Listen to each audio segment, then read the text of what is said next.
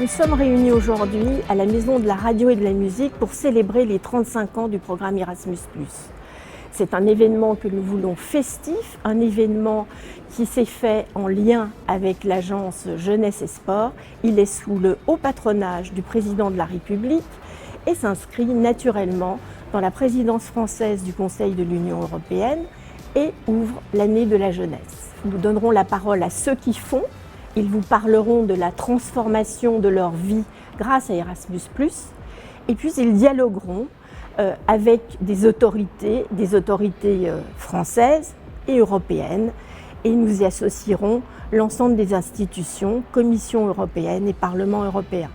2 temps à cette manifestation, une manifestation avec les acteurs de tous les secteurs d'Erasmus+. Que ce soit le scolaire, que ce soit l'enseignement supérieur, que ce soit l'apprentissage, l'éducation des adultes, et puis dans un forum citoyen avec des acteurs du programme. 35 étaient des acteurs qui connaissaient le programme, 35 autres n'avaient jamais participé au programme. Nous leur avons demandé comment ils voudraient voir le programme évoluer. Ce qui était déterminant pour que, pour ceux qui ne l'ont pas fait, ils puissent y participer dès 2022.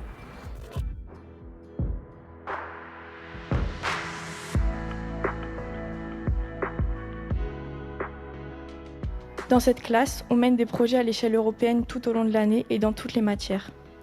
Par exemple, pour les Erasmus Days, nous avons mené une exposition sur l'énergie. Merci à tous les professeurs qui m'ont vu grandir.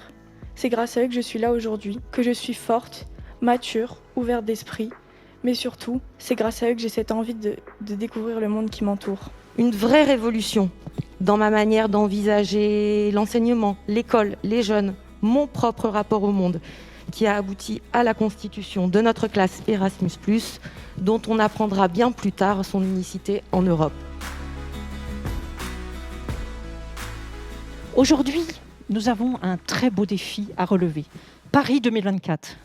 Les Jeux olympiques et paralympiques de Paris seront une opportunité extraordinaire pour renforcer la pratique des sports de nature dans tous les milieux et les lieux d'éducation.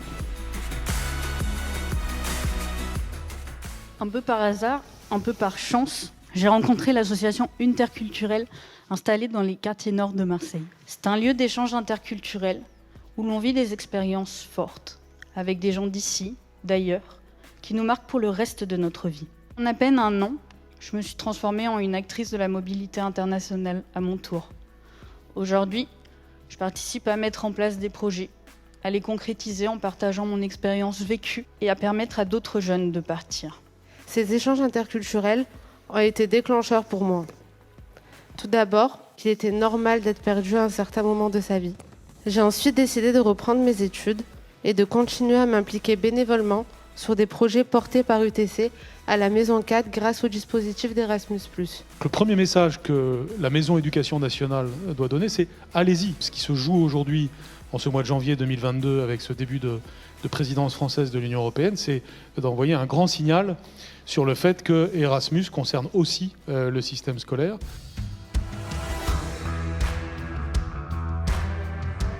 C'est là que tout commence, avec Erasmus+.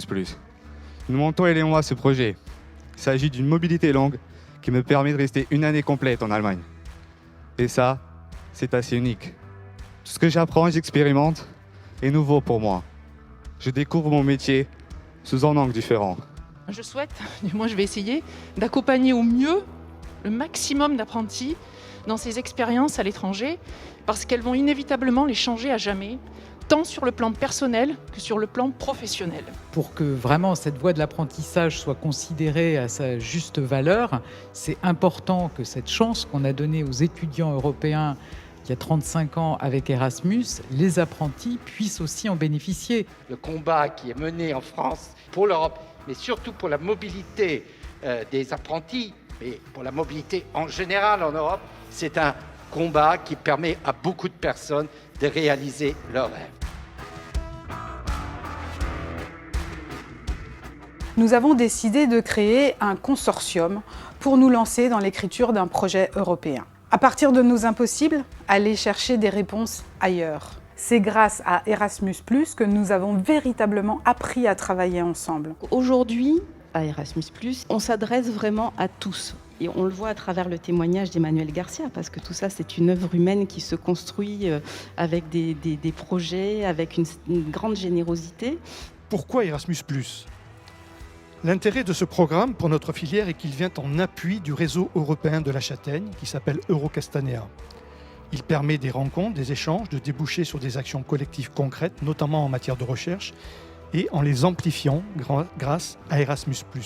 Du fait de la proximité qu'on a entre nous tous, les relations qu'on a pu développer nous permettent aujourd'hui de profiter de retours d'expérience, de profiter de savoir-faire, de connaissances. Et c'est ça aussi l'Europe, c'est ce réseau de transfert de connaissances, de savoir-faire, avec cet esprit de confiance et ce partage en commun. Le programme Erasmus+, c'est bien évidemment un outil extraordinaire. Et pour une université ultramarine comme la nôtre, c'est un véritable accélérateur d'internationalisation. Je me souviendrai de cette aventure toute ma vie. Je me suis ouvert au monde, j'ai découvert des gens vraiment merveilleux et je me rends compte que notre plus grande richesse, c'est cette unité dans la diversité. Ce qui est capable de porter tous les sujets que vous évoquez, c'est vraiment la question des universités européennes. Il y a un travail formidable qui a été fait, sur lequel il faut capitaliser maintenant, il faut leur donner une réalité.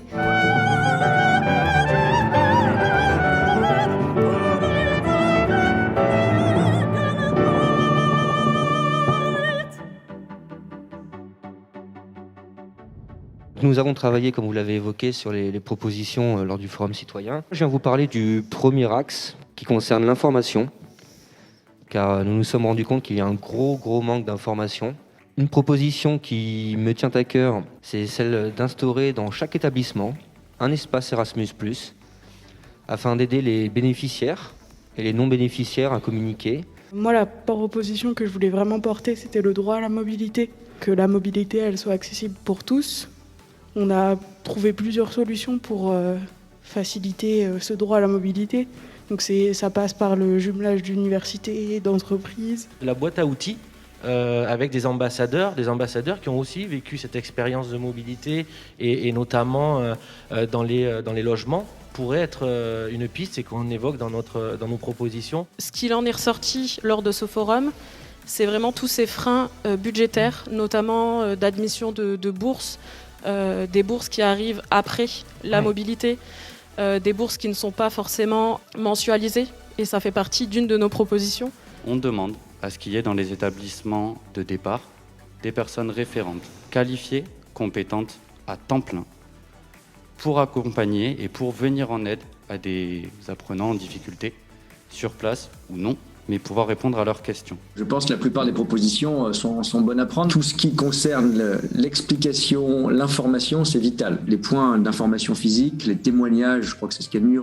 Mon équipe et moi-même suivrons de très près les résultats de votre conférence d'aujourd'hui et notamment les différentes propositions issues de la consultation que vous avez menée. Vos débats dévoileront d'autres pistes et je serai attentif à chacune d'entre elles pour avancer et surtout pour faire. Je veux à chaque fois qu'on puisse les regarder et essayer, chaque fois qu'elles sont partagées, de les mettre en œuvre, d'en faire des réalités. En tant que journaliste, je suis très heureuse d'avoir animé ces 35 ans d'Erasmus+, parce que d'abord, il y avait une formule que je trouvais très démocratique, puisqu'on est parti de la base, on est parti de ceux qui ont vécu Erasmus+, on est parti de leurs expériences, de leurs histoires et de leurs propositions. Donc c'était vraiment démocratique. Et puis il y a des politiques qui ont tenté de répondre à toutes ces attentes. On est dans un contexte en termes de débat public qui ne permet pas toujours en ce moment l'expression calme et empathique autour d'un certain nombre de sujets, et notamment sur l'Europe. Et que là, je trouve qu'il y avait une belle façon, sans masquer les problèmes, sans langue de bois, mais il y avait une belle façon de tracer un futur désirable. J'étais un petit peu stressée, mais j'ai réussi à bien dire mon texte, du coup je suis très fière. 35 ans que des jeunes circulent partout, donc j'espère pouvoir fêter les 100 ans d'Erasmus. Merci à Erasmus pour m'avoir fait participer à ce projet. Très joyeux anniversaire à Erasmus+. Donc merci beaucoup et joyeux anniversaire Erasmus. Joyeux anniversaire Erasmus+. Happy birthday!